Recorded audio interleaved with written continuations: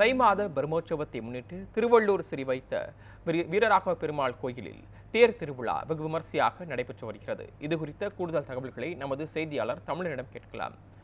தமிழன், அங்கு கோயில் திருவிழாவை முன்னிட்டு செய்யப்படக்கூடிய ஏற்பாடுகள் என்ன, சொல்லுங்க.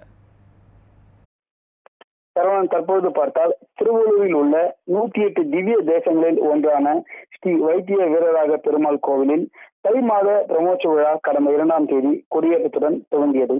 இதையொட்டி நாள்தோறும் காலையும் மாலையும் வெவ்வேறு வாகனத்தில் உற்சவர் நகரின் முக்கிய வீதிகளின் வழியாக பவனி வந்து பக்தர்களுக்கு அருள்பாலித்தார்.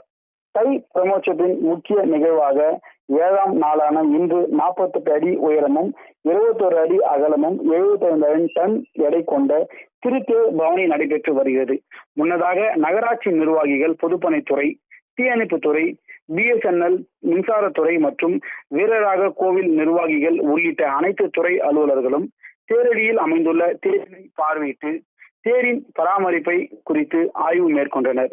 மேலும் முன்னெச்சரிக்கை நடவடிக்கையாக வீதிகளில் உள்ள ஆக்கிரமிப்பு அகற்றப்பட்டு மின்சாரம் துண்டிக்கப்பட்டு நிலையில் ஸ்ரீ வீரராக பெருமாள் கோவிலின் திருத்தேர் தற்போது பனக்கல் தெரு, குளக்கரை சாலை, பஜார் வீதி, வடக்கு ராஜா வீதி, மோதிலால் தெரு உள்ளிட்ட வீதிகளில் வழியாக தற்போது திருத்தேர் பவனி நடைபெற்று வருவதால் திருவள்ளூர், சென்னை, காஞ்சிபுரம் மாவட்டங்களைச் சேர்ந்த பக்தர்கள் மட்டுமல்லாது ஆந்திரா, கர்நாடகா பகுதிகளில் இருந்து 1000க்கும் மேற்பட்ட பக்தர்கள் தற்போது கோவிந்தா கோவிந்தா என்ற முழக்கத்துடன் ஸ்ரீ வீரராக பெருமாளை தரிசித்து வருகின்றனர்.